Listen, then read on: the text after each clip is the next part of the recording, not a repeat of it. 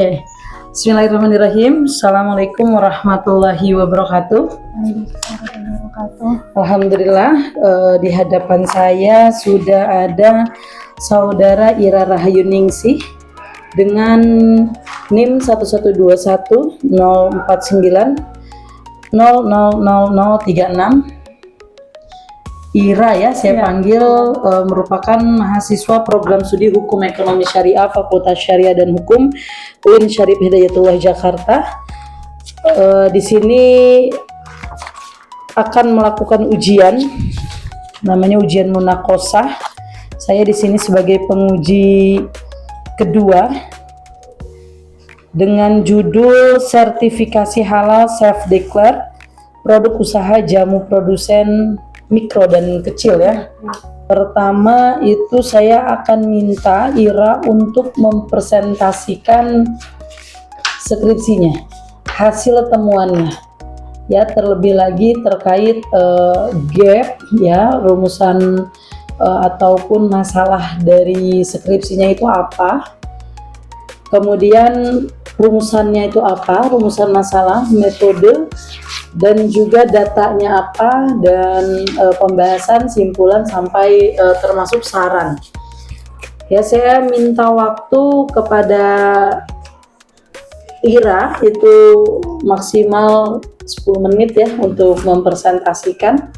Lalu kemudian selanjutnya saya akan lanjut pada bentuknya konfirmasi saja. Saya ada hal-hal yang akan dikonfirmasi baik secara teknis ataupun substansi.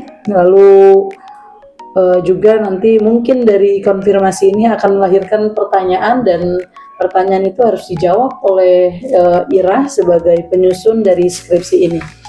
Dipersilakan. Baik, Assalamualaikum warahmatullahi wabarakatuh. Sidang skripsi saya hari ini, judul saya adalah sertifikasi halal self declare produk usaha jamu produsen mikro dan kecil. Untuk latar belakang masalah, di mana pertama ada landasan filosofis, ya ini saya menggunakan Undang-Undang Dasar RI 1945 pada pasal 29 ayat 2 yang berbunyi negara menjamin kemerdekaan tiap-tiap penduduk untuk memeluk agamanya masing-masing, untuk beribadah menurut agamanya dan kepercayaannya. Hal ini menunjukkan bahwa negara harus dapat memberikan perlindungan hukum kepada masyarakat, termasuk hak asasi dalam beribadah dan menjalankan ibadahnya. Salah satunya yaitu dalam agama Islam, yaitu untuk mencakup dalam mengkonsumsi dan menggunakan produk-produk halal yang tersebar di Indonesia. Lalu landasan yuridis saya di latar belakang ada pasal 4 Undang-Undang Nomor 33 tahun 2014 tentang jaminan produk halal UU JPH, di mana pasal 4 itu berbunyi bahwa produk yang masuk, beredar dan diperdagangkan di Indonesia wajib bersertifikat halal. Lalu ada pasal 7 huruf B Undang-Undang Nomor 8 tahun 99 tentang perlindungan konsumen yang mengatur mengenai kewajiban pelaku usaha yang berbunyi memberikan informasi yang benar, jelas dan jujur mengenai kondisi dan jaminan barang dan atau jasa, serta memberi penjelasan penggunaan, perbaikan dan pemeliharaan. Lalu saya mencantumkan pasal 8 huruf A Undang-Undang Nomor 8 tahun 99 yang tentang perlindungan konsumen yang mengatur mengenai perbuatan yang dilarang bagi pelaku usaha yang berbunyi tidak mengikuti ketentuan berproduksi secara halal sebagaimana pernyataan halal yang ditentukan dalam label. Lalu landasan sosiologi saya, pertama bahwa berdasarkan dari dataset of the Global Islamic Report tahun 2023-2024 menyatakan bahwa jumlah konsumsi produk halal di dunia itu diprediksi tembus 2,4 triliun US dollar pada tahun 2004, yang menunjukkan bahwa adanya peningkatan permintaan produk halal permintaan global terhadap produk halal. Lalu seperti yang kita tahu pada data tahun 2023, di mana penggerak utama ekonomi nasional adalah UMKM yang mencapai sekitar 66 juta, di mana UMKM ini tuh berkontribusi mencapai 61% dari pendapatan domestik bruto PDB Indonesia, serta mencapai 17% dari total tenaga kerja yang sekitar 116 juta orang tenaga kerja. Lalu kenapa saya mengambil penelitian jamu, karena yang saya temukan pada tanggal 6 Desember 2023 itu jamu itu resmi ditetapkan sebagai warisan budaya tak benda oleh UNESCO dalam sidang ke-18 Intergovernmental Committee for the Safeguarding of the Intangible Cultural Heritage di Kasane, Botswana. Jadi menurut saya itu menarik untuk diteliti. Lalu ada data juga dari analisis Euromonitor pada tahun 2020 di mana forecast penjualan jamu dan obat herbal Indonesia itu mencapai 23 triliun per tahun 2025, di mana pasca pandemi pada tahun 2020 dan seterusnya itu meningkat mencapai 13,8 triliun gitu, karena masyarakat itu aware dan melek soal kesehatan gitu. Jadi merujuk juga pada data kemampuan yang dilansir oleh Prima Cargo, mulai ekspor produk farmasi Indonesia baik ilmiah dan tradisional pada tahun 2022 itu mencapai sekitar 9,3 triliun rupiah, dan jumlah ini terus meningkat. Dan juga data dari BPS yang dikelola oleh Kemendak juga mencatat total ekspor jamu Indonesia pada tahun 2021 itu mencapai sekitar 648 miliar. Lalu rumusan masalah saya tuh ada 3. Yang pertama, apa fungsi sertifikasi halal self declare pada usaha mikro dan kecil produk jamu? Yang kedua, bagaimana ketentuan legalitas usaha mikro dan kecil mengenai kehalalan produk jamu? Lalu yang ketiga, bagaimana ketentuan sertifikasi halal self declare tentang kehalalan produk jamu tradisional dari sisi usaha mikro dan kecil? Untuk selanjutnya itu tentang metode penelitian, yaitu jenis penelitian yang saya gunakan adalah yuridis normatif, yaitu mengkaji hukum yang dikonsepkan sebagai norma atau kaidah yang berlaku di tatanan masyarakat. Lalu pendekatan penelitian saya yang gunakan adalah pendekatan yang pertama, pendekatan peraturan pendang-undangan, statutory approach, dan pendekatan konseptual approach, dan ini memahami konsep yang berasal dari doktrin yang berkembang dalam ilmu hukum dan hukum-hukum yang berkaitan. Lalu teknik pengumpulan data yang saya lakukan adalah menggunakan teknik studi dokumen kepustakaan dari artikel jurnal, media internet yang ada di perpustakaan FSA UIN, perpustakaan pusat maupun perpustakaan online digital. Lalu untuk bahan hukum yang saya gunakan ada bahan hukum primer dan bahan hukum sekunder. Bahan hukum primer yang saya gunakan yaitu Undang-Undang Nomor 33 Tahun 2014 tentang jaminan produk halal. Lalu ada Undang-Undang Nomor 6 Tahun 2023 tentang Undang-Undang Cipta Kerja. Lalu ada Undang-Undang Nomor 20 Tahun 2008 tentang usaha mikro, kecil, dan menengah. Lalu ada Peraturan Pemerintah Nomor 42 Tahun 2024 tentang penyelenggaraan jaminan produk halal. Lalu yang kelima ada Peraturan Menteri Agama Nomor 20 Tahun 2021 tentang sertifikasi halal bagi pelaku usaha mikro dan kecil. Lalu untuk teknik analisis data menggunakan metode deskripsi analisis, yaitu metode yang bertujuan untuk memberikan analisa terhadap permasalahan dengan meneliti hukum secara empirik, yaitu hukum sebagai sistem nilai dan norma sosial. Lalu untuk kerangka teori dan konseptual yang saya gunakan, teori hukum yang saya gunakan itu merujuk pada pendapat dari Gustav Roberts yang menyatakan ide cita hukum itu ada 3, yaitu pertama ada kepastian hukum, keadaan hukum, dan kemanfaatan hukum, di mana teori kepastian hukum yaitu hukum secara normatif merupakan suatu peraturan yang dibentuk dan diundangkan secara pasti karena mengatur secara jelas dan logis. Jelas pada artian tidak menyebabkan keraguan-raguan atau multitafsir. Logis artian sebagai suatu sistem norma yang tidak berbenturan dan tidak menyebabkan konflik norma lain. Lalu teori keadaan hukum yaitu saya menuliskan bahwa diterjemahkan keadilan yang terkait dengan pendistribusian yang merata antara hak dan kewajiban. Lalu kemanfaatan hukum yang berlaku di suatu masyarakat haruslah untuk mengimbangi untuk selaras dengan dinamika masyarakat dalam rangka mewujudkan ketertiban dan keteraturan. Lalu untuk kerangka konseptualnya ada sertifikat halal dan sertifikasi self declare. Sertifikasi halal adalah proses untuk mendapatkan sertifikasi halal dengan melaksanakan beberapa tahap pemeriksaan untuk membuktikan bahwa bahan baku, proses produksi, dan sistem jaminan produk halal pada suatu perusahaan atau pelaku usaha sesuai dengan standar yang ditetapkan oleh BPJPH. Lalu ada sertifikasi halal self declare adalah skema sertifikasi halal yang memungkinkan pelaku usaha mikro dan kecil untuk menyatakan secara mandiri produk mereka halal tanpa melalui proses audit dari lembaga pemeriksa halal LPH selama mengikuti syarat yang telah ditetapkan oleh JPH. Lalu ada juga UMK yang di sini adalah yang merujuk pada Undang-Undang UMKM, di mana mikro adalah usaha produktif milik orang atau badan usaha yang memenuhi kriteria usaha mikro.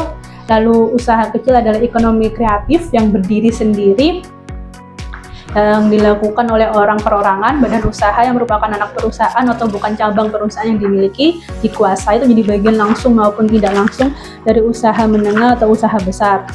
Lalu kita ke pembahasan di temuan saya, di tulisan saya yang rumusan masalah pertama, yaitu fungsi sertifikasi halal self-declare pada usaha mikro dan kecil pada produk jamu. Berdasarkan keputusan Kepala Badan Penyelenggara Jamin Produk Halal nomor 33 tahun 2022 tentang petunjuk teknis pendamping proses produk halal dalam penentuan kewajiban bersertifikat halal bagi pelaku usaha mikro dan kecil, yang didasarkan atas pernyataan pelaku usaha, terdapat produk-produk yang dapat melakukan self-declare. Salah satunya adalah obat tradisional, yang dimana jamu itu juga dikategorikan sebagai obat tradisional. Lalu yang kedua ada produk jamu yang pada umumnya itu dibuat dari bahan-bahan alami seperti akar-akaran, kulit-kulit batang, dan daun-daunan. Namun hal tersebut tidak menjadi otomatis gitu, bahwa dalam proses produksi itu langsung halal gitu, proses produksi jamu tersebut. Lalu pada konteks sertifikasi halal ini juga mempunyai fungsi selain sebagai bentuk legitimasi religius bagi konsumen muslim, sekaligus sebagai langkah strategis untuk meningkatkan daya saing di pasar domestik dan global. Lalu menggunakan perspektif yuridis, sertifikasi halal ini tuh mempunyai fungsi dalam rangka memenuhi amanat Undang-Undang JPH tadi mengenai kewajiban sertifikasi halal gitu. Jadi dengan adanya self-declare ini, pelaku UMK dapat memenuhi kewajiban hukumnya tanpa harus melalui prosedur sertifikasi yang cenderung rumit dan memerlukan biaya yang besar. Lalu yang kelima, salah satu isu yang disorot dari sertifikasi halal ini adalah sejauh mana mekanisme tersebut dapat menjamin prinsip kepastian hukum tadi yang sesuai dengan konsep teori saya. Pada sistem ini, sertifikasi halal itu tanpa melalui audit pihak ketiga seperti lembaga pemeriksa halal LPH. Nah, kondisi tersebut itu menimbulkan pertanyaan apakah proses itu cukup objektif untuk dapat dipercaya sebagai bukti hukum atas segala suatu produk. Lalu rumusan yang kedua yaitu ketentuan legalitas usaha mikro kecil mengenai halalan produk jamu. Di Undang-Undang UMKM itu negara mengamanatkan gitu, memberikan amanat bahwa harus ada perlindungan pengaturan untuk UMKM, di mana harus adanya afirmasi dan insentif kepada sektor ini. Dan UU JPH juga memberikan amanat kepada pemberian ruang kepada pihak lain untuk berperan mendukung pelaksanaan penyelenggaraan JPH. Jadi jamin produk halal itu tidak hanya tanggung jawab BPJPH saja ataupun pelaku usaha saja, tapi setiap stakeholder terkait seperti pemerintah daerah, pemerintah pusat itu juga turut serta untuk menyelenggarakan jamin produk halal. Lalu mekanisme pengajuan self-declare ini tuh mencakup penggunaan termasuk atau hal tidak mengandung resiko subhat, proses produksi sederhana, mempunyai nomor induk berusaha NIB, serta mengikuti bimbingan teknis fintech dan pendamping proses produk halal atau PPH. Lalu pada masalah yang ketiga, yakni mengenai ketentuan sertifikasi halal self-declare tentang kehalalan produk jamu tradisional dari sisi usaha mikro dan kecil. Kenapa saya meneliti soal sertifikasi self-declare? Karena pada UU Ciptaker pasal 44 itu bahwa sertifikasi halal apabila pelaku usaha yang melakukan sertifikasi halal itu dibebankan kepada pelaku usaha tersebut, di mana ada biaya permohonan sertifikasi halal, ada biaya perpanjangan sertifikasi halal, dan biaya audit. Nah, biaya itu ternyata membebani untuk pelaku usaha mikro dan kecil tersebut. Jadi akhirnya ada skema mekanisme pendaftaran sertifikasi halal self-declare ini yang dilakukan secara daring melalui web Si Halal yang untuk mendorong UMK juga dapat melek teknologi. Lalu penerapan sertifikasi halal ini dapat membuat celah, tapi di sisi lain sertifikasi ini juga dapat melahirkan celah praktik yang seperti moral hazard gitu. Jadi di mana UMK itu melakukan kecurangan untuk mengisi persyaratan yang ada di web Si Halal tersebut untuk mencapai tujuannya. Jadi si UMK ini tuh mengisi dengan tidak jujur untuk mendapatkan sertifikasi halal. Lalu ada yang kelima, Radbus ini menjelaskan bahwa hukum itu harus berorientasi pada tiga hal tadi, yaitu kepastian, kemanfaatan, dan keadilan. Jadi tujuan UMK mengantongi sertifikasi halal adalah memberikan rasa nyaman, keamanan, dan kepastian hukum terhadap kesediaan produk halal kepada masyarakat, khususnya konsumen muslim. Dan juga juga untuk dapat menjadi nilai daya saing produk Indonesia untuk di pasar global dan permintaan produk halal. Lalu namun kebijakan sertifikasi ini harus dikembangkan melalui pendekatan yang bersifat partisipatif, adaptif terhadap kondisi pelaku MK, serta menjadikan prinsip moralitas sebagai landasan hukum supaya hukum tersebut dapat memenuhi fungsi etika yang ditekankan oleh Mustafa Al-Quds.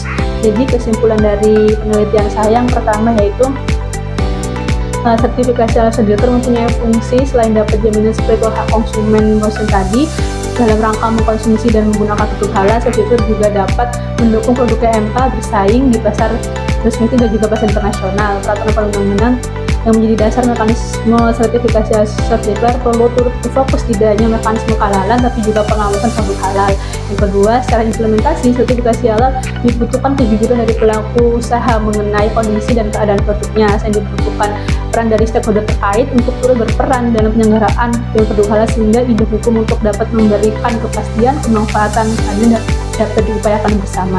Yang ketiga, pelaku usaha UMKM seringkali berasal dari kalangan masyarakat yang awam hukum, seringkali mendapati kesulitan memahami mekanisme sertifikasi halal. Hal itu akibat dari fragmentasi hukum yang akhirnya menimbulkan kebingungan tidak hanya bagi pelaku usaha saja, namun konsumen bahkan lembaga-lembaga terkait dengan halal tersebut menjadikan aspek kepastian hukum dan kemanfaatan keadilan hukum seakan tegang karena terdapat perbedaan pemahaman dan kepentingan.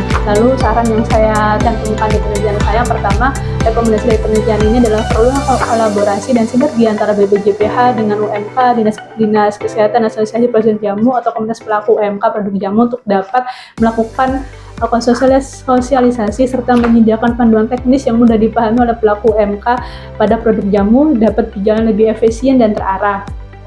Dan juga mungkin perlu ada insentif UMK yang telah berhasil dan konsisten memenuhi standar halal sebagai bentuk penghargaan atas kepatuhan hukum sekaligus mendorong inisiatif pelaku UMK lain. Yang ketiga, dibutuhkan langkah strategis seperti pembentukan peraturan daerah Pemda untuk dapat menjadi pijakan hukum dalam rangka menjangkau penyelenggaraan produk halal secara lebih optimal melalui lembaga-lembaga penyelenggaraan halal yang bisa di daerah-daerah yang sehingga dapat memastikan alur sertifikasi halal certified tidak hanya pada label halal tapi juga sebagai alat kontrol dan pengawasan kepada pelaku usaha MK. Sudah. Oke.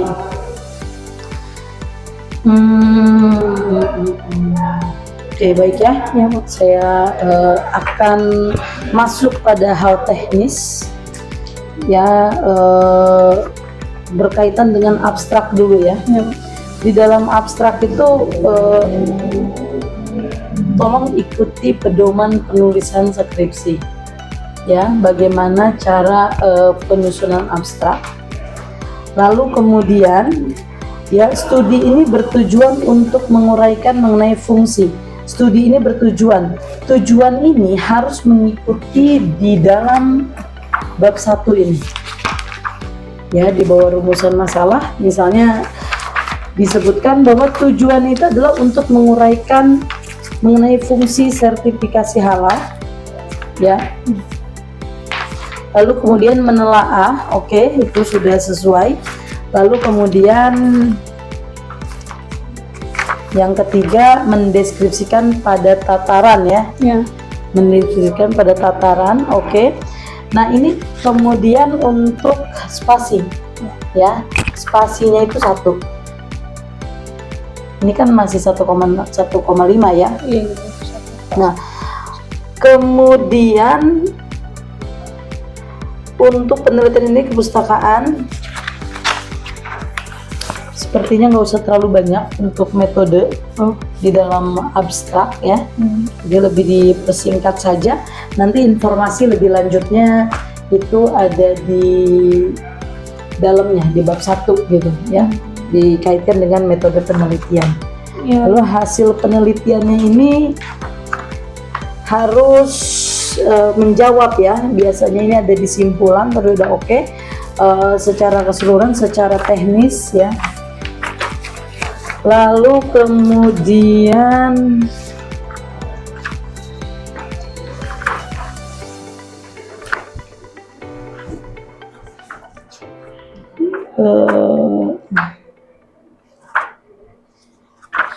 ini saya di bab 3. Di bab 3 ini harusnya apa? Isi dari bab 3 itu apa sih? Data penelitian. Data penelitian. Apakah benar ya? Ini data penelitian Undang-undang soal ini jamu produk halal, iya. Ya, data penelitianmu ini. Iya, Bu. Ya, karena di sini tuh saya tidak mengharapkan semisalnya ketika mau undang-undang pun ya, ini hanya pemindahan aja Jadi mohon untuk dideskripsikan, ya, dideskripsikan dan sesuai dengan konteks pembahasanmu aja. Jangan semua pasal ini dimasukkan, ya. Dan kondisinya itu tidak ada sama persis gitu. Maksudnya sama persis itu undang-undang. Ini kan gitu kan? Undang-undang kamu masukin aja. Jadi ini masih menggunakan bahasa undang-undang. Jadi saya minta itu kaitkan dengan objekmu. Di sini kan objeknya jamu kan, produk jamu. Jadi jangan seperti ini gitu. Justru kalau saya ini agak substansi ya. Justru data penelitianmu itu adalah self declare produk usaha jamu produsen mikro. Ya, jadi saya di sini ngejelasin soal Self declare produk usaha jamu. jadi nggak perlu ngebahas soal sertifikasi. Ini ada sertifikasi halal itu regulasinya, itu justru masukin di bab 2 aja, ya. Saya lebih merekomendasikan seperti itu. Ya, karena apa? Kalau dilihat dari judul itu, ini justru data risetmu itu adalah produk usaha jamu, ya, yang self declare.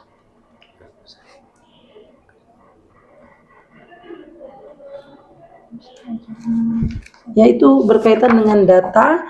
Kemudian untuk bab 4 itu adalah menjawab dari rumusan masalah, ya. Ya saya lihat sudah terjawab gitu ya, secara teknis dulu ya. Dan kemudian dari segi penulisan ini saya masih melihat ada kesalahan ya. Misalnya itu,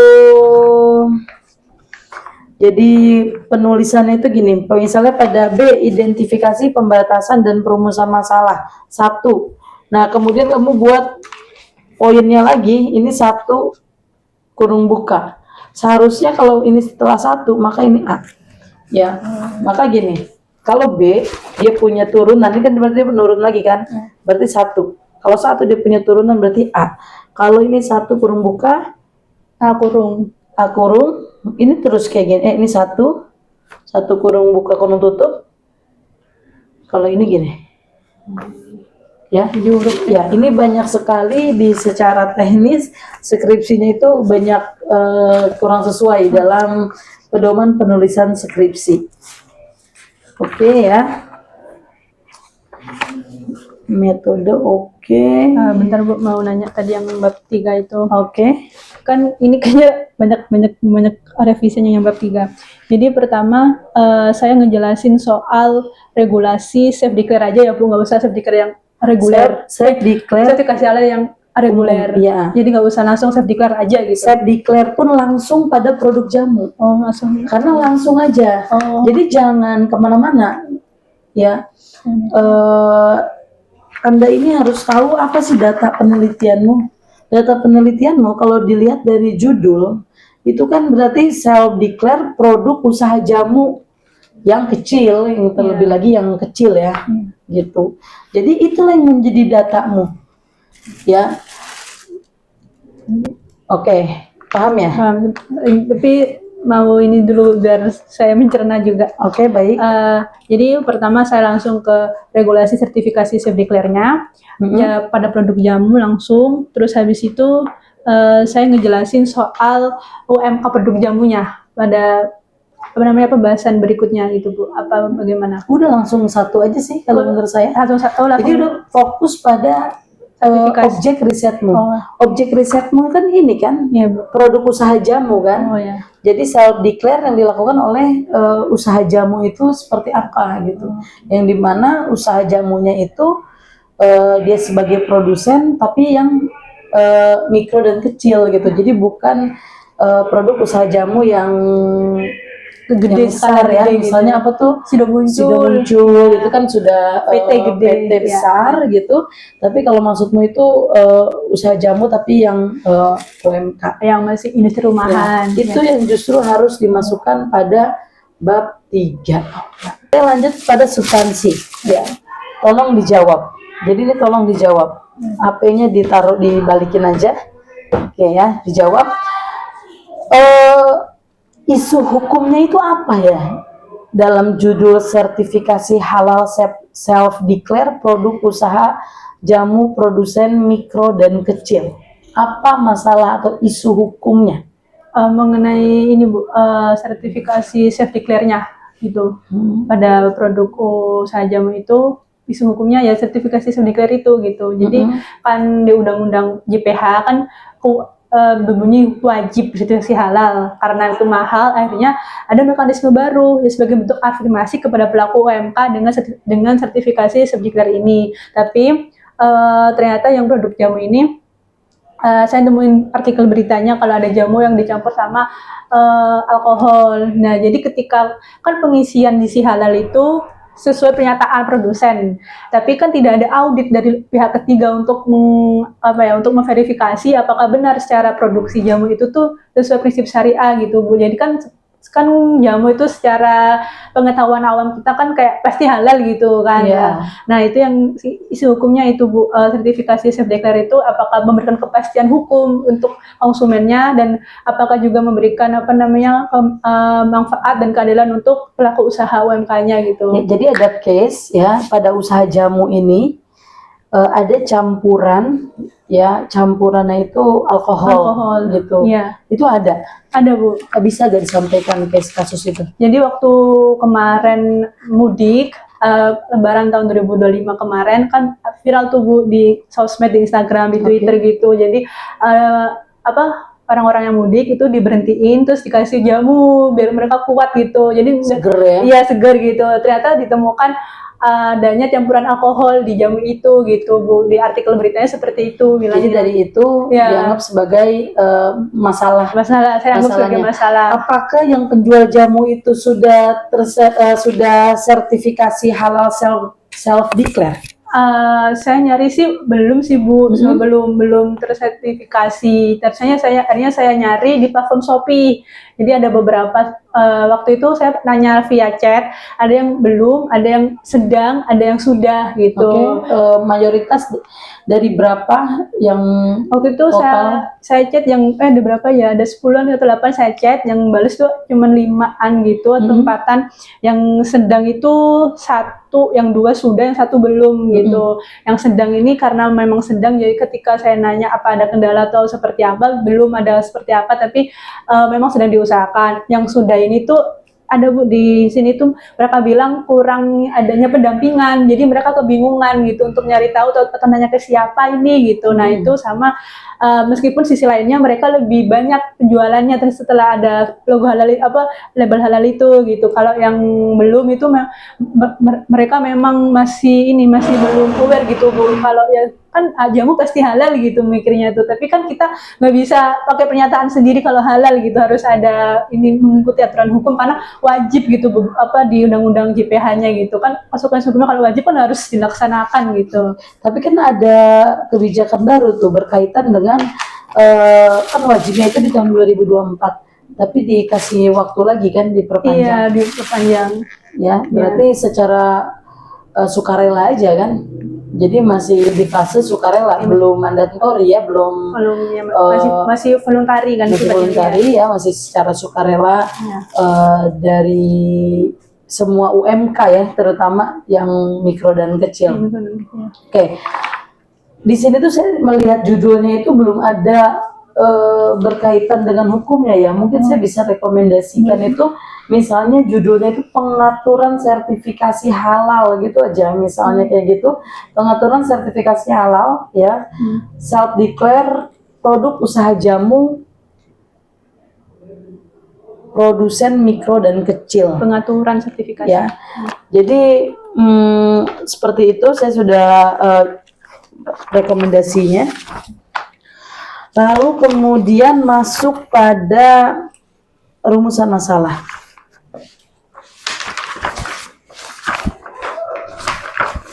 Ya, rumusan masalahnya itu ada 3.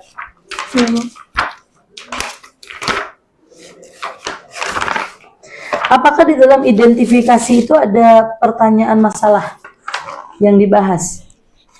Ada gak sih? Identifikasi masalah? Ya. Pada identifikasi masalah, ini teknis nih, identifikasi masalah, apakah Ada yang harusnya kan ini B1, harusnya ini A.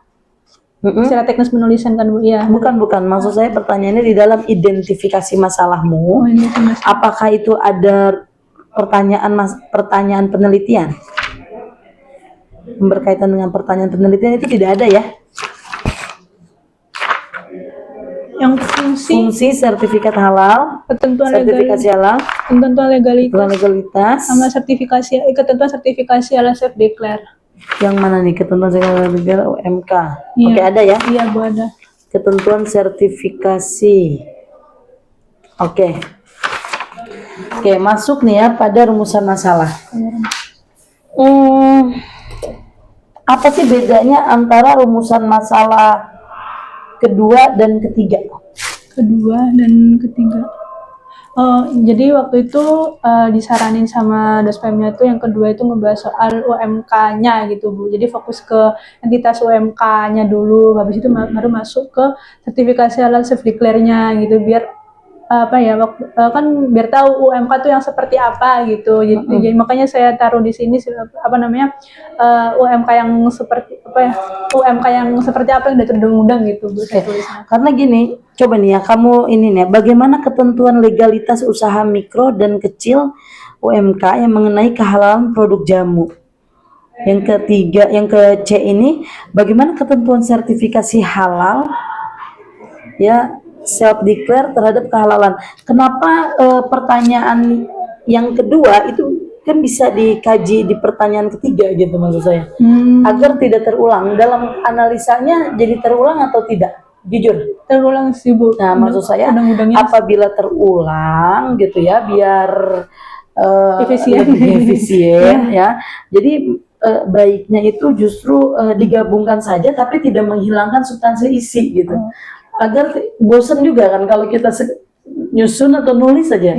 Ya ini terulang nih, kok ulang lagi sih gitu. Karena memang saya melihat pertanyaan kedua ini ya, ini pasti akan dibahas di pertanyaan yang ketiga. Ya, begitu ya. Jadi dimodifikasi aja, tidak harus dihapus semua, tapi dipilih aja ya, agar tidak terjadi pengulangan ya, dalam pembahasannya. Lalu kemudian apa fungsi ya, ini dari pertanyaannya, apa fungsi sertifikasi halal self declare pada UMK pada produk jamu? Kalau kita judulnya tadi dimasukkan sesuai dengan rekomendasi saya, ini justru yang fungsi ini justru bagaimana pengaturan sertifikasi halal. Ya, bagaimana pengaturan sertifikasi halal self declare pada usaha mikro dan kecil produk jamu. Ya, ini mungkin bisa umum nih. Ya, jadi bagaimana sih pengaturannya? Ya, boleh gak dimasukin produk jamunya? Ini boleh aja. Ya, kamu khususkan dengan bagaimana sih pengaturannya.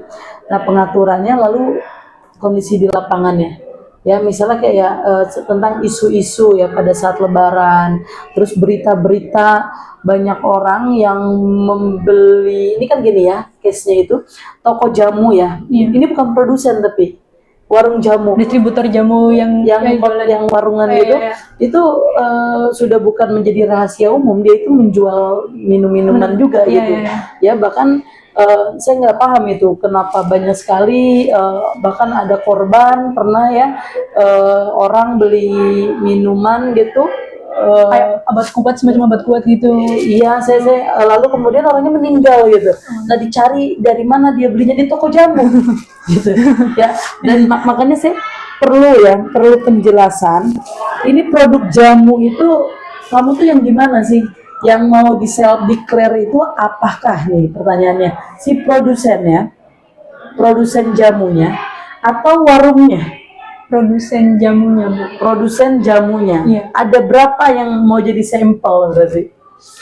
Yang ada di berarti bukan yang warung itu? Bukan, saya nyari ya di akun Shopee Bu. Yang jualan-jualan itu. Iya, oke. Saya nanya mereka gitu, apakah ini usaha sendiri UMK di rumahan gitu, ya gitu, apakah sudah melakukan sertifikasi halal, ada yang sudah yang belum kayak gitu-gitu. Jadi saya Oke. nanya di platform Shopee gitu. Oke, ya. Jadi gini, bagaimana pengaturan? Ya, yang pertama itu bagaimana pengaturannya. Lalu dari pengaturan itu nanti kamu akan bahas fungsi, Oh, ya. Jadi tidak menghilangkan substansi yang sudah bahasanya kamu tulis ini, ya. Jadi bukan mengganti judul dan mengganti pertanyaan itu bukan berarti semuanya harus diganti. Tapi ini masih ada dari pengaturan, ya. Kamu jelasin bagaimana sih pengaturan, dideskripsikan tuh. Mohon dideskripsikan ya, bukan ada pengaturan kamu tempelin gitu. Ya Bu, Ya, jadi harus kayak gitu dan dikaitkan dengan pembahasan produk jamu. Ya, kemudian termasuk fungsi. Fungsi dari sertifikasi self declare pada usaha jamu itu apa? Tadi tuh misalnya kamu bilang dengan self declare dengan memastikan bahwa produsen jamu ya mendaftarkan bahwa produknya itu halal, meningkat penjualannya, ya. Gitu. Jadi pengaturan seperti apa, lalu lahirlah fungsi. Jadi pengaturan itu dibuat ya oleh pemerintah, lalu kemudian ditujukan untuk produsen jamu. Nah, ada nggak fungsinya? Nah, itu fungsinya seperti apa? Jangan-jangan nih ada kemungkinan kita buat asumsi dengan self declare ini justru membuat penurunan penjualan misalnya. Yang kedua, ya jelas ya perlindungan kan fungsinya itu kan untuk perlindungan konsumen ya. Yang kedua, justru fungsinya itu meningkatkan daya beli, daya saing gitu. Ya. Ini kan masih berkaitan dengan fungsi gitu. Jadi itu harus dimasukkan. Jadi dari pengaturan lalu kemudian bagaimana prakteknya itu bisa diambil di dalam bab 3. Adapun datanya itu tadi kamu udah bagus tuh. Ada berapa? Ada 4 produsen jamu rumahan berarti ya? Iya, rumahan. Itu banyak ya? Lumayan Bu, tapi yang saya chat cuma itu aja yang balas chat saya gitu. Yang dari berapa banyak itu? 10 nggak salah Bu. Nah, itu kamu harus menginformasikan di dalam bab 3 data penelitian. Kamu udah ini 10, lalu yang merespon itu adalah 4 gitu ya. Kemudian padahal bisa lebih menarik lagi kamu tanya konsumen. Ya, konsumen kan ada tuh dalam Shopee itu ada yang yang di review itu ya Bu, ya di bawah ya, itu. Kalau memungkinkan ya ditanyakan misalnya dia yang sudah sama yang belum. Jangan-jangan nih masyarakat kita tidak mengkaji atau tidak juga ya, bodo amat gitu kan. Ini misalnya buat diet gitu ya, misalnya jamu untuk diet. Oh, saya mau langsing gitu. Jadi di situ bisa dilihat tuh. Itu kalau memungkinkan ya, akan lebih bagus lagi sampai nanti kamu bisa melihat perbedaannya. Ya, apa jangan-jangan nggak ngaruh. Ya, jadi nanti buat ini asumsi atau hipotesanya tidak ada perbedaan misalnya. Jangan-jangan yang lebih laku itu yang tidak terdaftar, belum tersertifikasi gitu. Nah, itu akan menjadi lebih menarik gitu. Terlihatlah itu fungsi dari jamu itu gitu, dari jamu yang sudah produsen jamu yang sudah self declare. Ini di bab 4 ya Bu nanti situ. Iya, ya, ini kan kita lagi bahas rumusan masalah. Jadi kalau rumusan masalah itu pasti dan wajib dijawab di bab 4. Itu wajib, ya. Kemudian itu fungsinya dan yang diambil itu bagaimana ketentuan sertifikasi halal. Nih yang di sini justru sertifikasi halal self declare tentang kehalalan produk jamu tradisional dari sisi usaha mikro.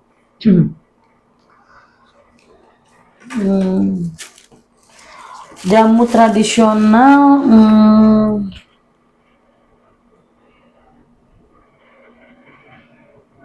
produsen jamu, produk jamu ya? Iya Bu. Udah nggak apa-apa. Tadi tuh, ya. Kamu bisa membedakan kalau misalnya ada 3, ada yang sedang, ada yang sudah, ada yang belum. Nah itu kamu bisa tanya ke yang mungkin udah ada datanya ya. Nah justru itu bab 3 itu ada data penelitian. Makanya saya agak ini ya, bab 3 bab 3 itu kan data penelitianmu. Iya. Tapi dengan di hasil misalnya hasil wawancara atau hasil chat ya, itu kita bisa berbagai cara ya, bisa ya didapat gitu. Jadi itu bisa dijadikan data penelitian. Nah, kemudian jadi tolong disesuaikan masuk pada teori. Coba bisa dijelaskan nggak? Coba kaitkan antara teori yang ada, teori kepastian hukum, teori ini saya juga kurang paham nih. Kenapa teori keadilan dan kemanfaatan hukum? Kan ini suatu hal yang berbeda ya. Emang sama? Atau selaras gitu? Kalau dan itu kan biasanya punya arti sama gitu. Maksudnya setipe gitu. Pemahaman saya sih saya samain sih Bu di penelitian Jadi ini. sedangkan kan sama atau beda? Kalau misalnya teori keadilan ya teori keadilan, kalau kemanfaatan kan ya tokohnya aja udah beda gitu. Jeremy Bentham ini pakai Pak Gustav. Waktu itu disaranin Kenapa Gustav ya? Saya kok nggak paham ya. Kok kayak seperti kepastian hukum gitu.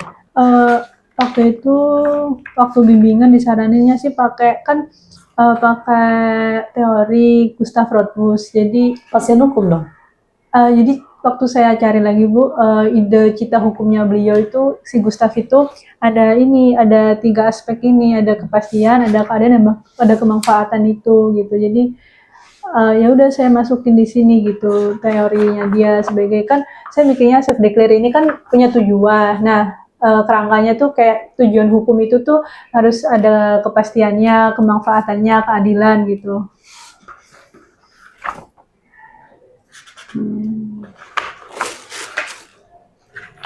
Coba kenapa pakai teori keadilan?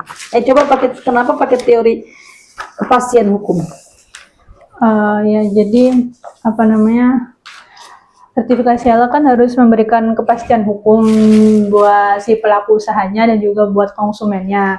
Nah, tapi apakah dengan sertifikasi halal self declare itu dapat memberikan kepastian hukum buat konsumennya juga gitu? Kan pernyataan self declare itu kan dari pihak pelaku usahanya. Nah, itu apakah dengan pernyataan itu tuh dapat memberikan kepastian hukum, tapi undang-undang itu nggak ngatur soal pengawasannya Bu, cuma mekanisme halal, cuma sampai mekanisme dia dapat label halal gitu. Nah, tapi setelah dia dapat label halal terus gimana? Nah, itu tuh kalau tiba-tiba dia di tengah jalan usaha itu kan ada 4 tahun ya Bu, kalau masa berlaku itu, kalau tiba-tiba dia tengah jalan dia ganti bahan baku atau dia beda orang lagi ownernya siapa gitu. Nah, itu gimana kayak gitu Bu yang saya mau ini di sini. Terus buat keadilan sama kemanfaatan itu di aturan nggak ada, bukannya di aturan itu apabila ada produk tambahan ya, apabila ada yang mau diubah ya, maka itu harus diulang gitu kan? Ya harus diulang, tapi kan itu kesadaran masing-masing pelaku Bu, maksudnya nggak ada pengawasannya gitu. Waktu saya nyari Bu, kayak harus laporan ke mana, harus ke siapa gitu, saya belum nemu sih Bu kalau kayak gitu. Kayak cuma sampai mekanisme sertifikasi halal, sampai BPJPH tuh menerbitkan dia tuh dapat label halal gitu di produknya. Nah itu, tapi apakah nanti kalau sudah dapat label halal nih, terus gimana kelanjutannya? Kan nggak selesai di situ gitu, bukan produk tetap dipakai sama orang, sama konsumennya gitu. Apakah itu dapat memberikan kepastian hukum gitu? Tulisan saya di sini gitu, saya mikir itu kayak gitu. Terus kan tapi bisa ya dapat aduan gitu dari masyarakat, misalnya produk itu kayak ayam yang di Solo itu ya Bu. Yang di Solo kan orang gitu. berpikirnya ayam gitu, halal gitu ya, halal udahlah pasti halal gitu. Ternyata dan dia memang tidak mencantumkan halalnya gitu. Dia orang berpikirnya dia ayam, ya udah ayam itu pasti halal di Indonesia itu gitu kan. Ternyata setelah bertahun-tahun baru dikonfirmasi. Dan siapa yang itu kan masyarakat kan. Masyarakat mengadu gitu ada pengaduan bahwa ayam tersebut ya di toko tersebut mengandung minyak babi kan gitu. Apakah tidak cukup dengan seperti itu? Saya mikirnya belum cukup Bu, karena apa ya? Cukup ya. Ya saya mikirnya kan di undang-undang tuh wajib. Saya mikirnya tuh gini, di undang-undang kan tulisannya tuh wajib gitu. Konsekuensi hukum wajib kan harus dilaksanakan gitu ya kan. Oke. Nah, dilaksanakan ini kalau apa namanya nggak berhenti dilaksanakan kan ada masuk beredar diperdagangkan di Indonesia gitu kan Bu. Nah, saya mikirnya selain dia wajib sertifikasi halal, ya dia wajib dijaga sertifikasi halal itu gitu Bu, Oke. untuk pengawasannya gitu. Nah, Oke. kalau seandainya masyarakat dibebankan untuk melaporkan aduan, tapi kan masyarakat sendiri juga awam hukum gitu Bu. Maksudnya terus apa namanya harus lapor ke siapa, undang-undangnya apa, kajian hukumnya apa, nah masyarakat kan nggak semuanya tuh paham gitu Bu soal hukum itu. Nah, harusnya negara nih kan di undang-undang yang saya bawa di filosofi saya, undang-undang dasar itu di pasal 29 itu kan menyatakan bahwa negara itu memberikan perlindungan kepada umat beragama untuk menjalankan agamanya. Nah, dalam hal ini saya menginterpretasi juga bahwa hak beragama ini juga hak untuk mengkonsumsi produk halal gitu Bu. Saya gitu ini gitu. Oke. Jadi self declare ya. Di sini ada potensi produk jamu khususnya ya, ini karena walaupun ini kita bahas secara keseluruhan untuk khusus pada produk jamu, dia sudah mendapatkan sertifikasi ya, udah mendapatkan label halal dari negara. Ini ada potensi gitu kan. Nah, solusinya seperti apa? Saya di sarannya itu saya bilang seenggaknya minimal kan waktu saya nyari kenapa ada kesusahan seperti itu, ternyata di daerah-daerah sumber daya manusianya untuk pelanggan zaman produk halal itu masih terbatas Bu, jadi masih kota-kota besar. Nah, karena saya juga di UU Ciptaker, UU JPH sama UMKM itu menjelaskan kalau pemberdayaan UMKM itu nggak cuma bergantung di pelaku usahanya juga, pelaku usahanya aja, tapi juga di pemerintahnya juga. Nah, jadi pemerintah itu coba pemerintah pusat dan daerah ya. Pemerintah itu sudah melakukan apa untuk menjaga ya agar masyarakat kita itu dapat kepastian hukum? Apa yang sudah dilakukan? Nanti ini harus dilihat ya. Oke, dilihat bagaimana peran pemerintah. Dan ini harus, ya peran pemerintah itu maksudnya BPJPH ya. BPJPH ini melakukan hal seperti apa sih? Jangan sampai atas pengetahuan kita yang belum banyak gitu, lalu kita ambil kesimpulan gitu. Jadi tolong cari dulu ya, bagaimana peran gitu ya, apakah ya udah tinggal nungguin aduan gitu ya, tungguin aja aduan gitu. Kalau nggak ada aduan lanjut ya, seperti kasus ini loh, kasus nama yang bir gitu kan, dia namanya bir gitu kan, terus apa yang tuyul, yang setan, yang kuntilanak gitu, kayak mie gacuan ada mie iblis yang kemarin kan Bu, sebenarnya kan mie iblis, itu mie setan gitu. Padahal di dalam peraturannya itu tidak diperbolehkan menggunakan nama-nama yang sedemikiannya. Kan itu ada aduan. Ya kan sampai ada orang cari bir halal gitu, mendapatkan sertifikasi halal. Gimana ini? Kok tidak sesuai dengan fatwa MUI ya? Fatwa MUI-nya tidak sesuai dengan aturannya. Nah, itu hal-hal yang demikian gitu. Berarti kan nunggu. Makanya maksud saya coba, nah itu harus dianalisa gitu. Mekanisme ya untuk dapat kepastian apa sih ya BPJPH ini apa yang dilakukannya gitu. Ya, apa yang harus dilakukan itu, makanya ini pertanyaan nomor 2 itu harus dibahasnya, kayak gitu. Jadi harus sampai ke sana. Itu harus apa yang udah dilakukan atau secara aturan itu seperti apa, ya harus tahu dulu. Makanya di situ kita harus pengaturan. Adapun ketika misalnya di lapangan masih banyak kekurangan, ya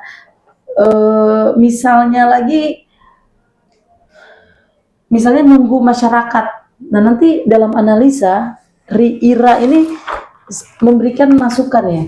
Misalnya harusnya pemerintah membuat tim pengawas gitu ya. Tim pengawas untuk hal ini gitu. Atau bisa tuh, kalau dulu saya pernah kerja itu, jadi evaluasi itu dibuat dadakan gitu. ya, dan seperti pembeli. Oh, oh ya. Ya, jadi ada timnya gitu. Jadi dia datang, servisnya, kualitas produknya gitu. Saya pernah waktu itu kerja kayak gitu. Nah, datang aja, ya. Jadi nggak ada pemberitahuan Tidak ada apa-apa. pemberitahuan apa-apa. Nah, diuji aja. Kan bisa aja bahan ininya diambil gitu. Ya, hal-hal yang demikian. Atau bisa jadi alat. Oh iya. Ya kan? Iya, Bu. Alat, misalnya kalau dulu itu saya pernah ke ahli gizi. Nah, ahli gizi itu agak sakti kalau menurut saya itu. Jadi saya itu berdiri, ini jangankan produk makanan ya, jangankan produk makanan, dari kaki saya aja itu dia bisa tahu saya makan ini, makan unsur ini. Nah, itu kan ada perkembangan teknologi kalau menurut saya ya. Jadi bisa langsung misalnya kita menuju ke teknologi gitu. Ya, jadi unsurnya apa aja nih? Taruh misalnya nasi goreng misalnya, taruh di situ ini ada unsur ini, ada unsur ini, Langsung kebaca sistem gitu ya, Bu. langsung kebaca sistem. Nah, saya tuh pernah ke ahli gizi, ya, ke ahli gizinya tuh saya datang aja, silakan Mbak berdiri di alatnya gitu. Tadi langsung gini, waduh Mbak ini sedikit ya. Makan gorengan nih gitu, sedikit sih memang dia sampai bisa tahu, padahal saya makannya aja mungkin 2 hari yang lalu, 3 hari yang lalu gitu, itu masih bisa deh. Saya nggak tahu itu alat apa kan, gini sakti banget sampai saya bilang gitu. Jadi dia bisa tahu saya makan ada produk Apa aja yang udah dikonsumsi ya, mungkin secara tidak bisa apa aja, tapi dia bilang ini makan minyak nih gitu. Makan gorengan nih. Iya bener tuh, saya kemarin makan gorengan. Ya jangan makan gorengan. Maksud saya kan dengan alat-alat, dengan perkembangan teknologi itu bisa dimanfaatkan dan bisa memudahkan gitu. Yang istilahnya ya sama case-nya seperti itu, atau seperti uang palsu atau apa gitulah modelnya, itu kan bisa menjadi masukan gitu. Jadi bisa dicek kapan aja ya, tanpa harus konfirmasi. Ya itu akan tanpa ini, Bu, kayak lebih efisien waktunya juga lebih efisien gitu. Ya, hal-hal yang demikian. Oke, demikian ya mungkin dari saya gitu. Kita ya sedikit ngobrol, dan kita di sini gagasan-gagasannya harus masuk, harus ada gitu. Jadi jangan hanya sekadar flat normatif aja ya. Dan saya tidak melihat tadi 5 produsen jamu itu di sini. Oh, ada ya, Bu, di ada ya. Tuh ya. Nah, di fotonya. Karena itu harus masuk ke data kan. Oh, dimasukin ke data di bab 3 itu, Bu. Itu harusnya di situ dijelaskan. Ini Bu. Yang ini jadi harusnya yang ada mungkin dipindah ya. Dipindah gitu. Jadi datanya itu langsung aja yang berkaitan di bab 3. Berkaitan dengan data penelitian. Jadi kalau bab 1 itu atau latar belakang masalah ya. Ini tidak semua masalah-masalahnya gitu. Ya, misalnya saya sudah melakukan 5 sampel, 2 sudah mengatakan bahwa sudah tersertifikasi dan sudah dicek. Terus ada ininya, Bu, ada keterangan di produk Shopee-nya. Kamu cek gak di apa namanya tuh di webnya?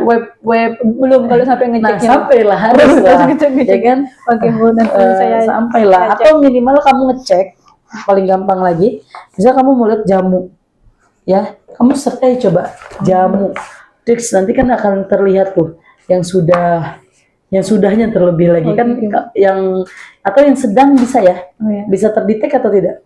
Nggak tahu sih, Bu, saya belum. Kalau yang sudah kan biasanya kalau yang sudah tuh ada keterangannya sih, Bu, di produknya gitu. Nah gitu, jadi itu juga menggunakan data-data yang seperti itu yang bisa biar semakin kaya gitu. Oke ya, oke, dari saya demikian. Saya ucapkan selamat. Ini udah terlalu sore sekali ya. Kasihan yang belum, Bu. Kasihan yang belum. Oke, baik, Ira Rahayu Ningsih, saya ucapkan selamat. Ya, silakan diperbaiki. Semoga terkejar ya. Amin. Di tanggal 11. Nanti untuk revisi nanti taruh aja di sini. Taruh aja di sini, nanti konfirmasi. Insya Allah saya lihat ya hasilnya. Kayak gitu ya, kita akhiri. dengan membaca hamdalah. Alhamdulillah. Sekali lagi selamat, sukses. Wassalamualaikum warahmatullahi wabarakatuh.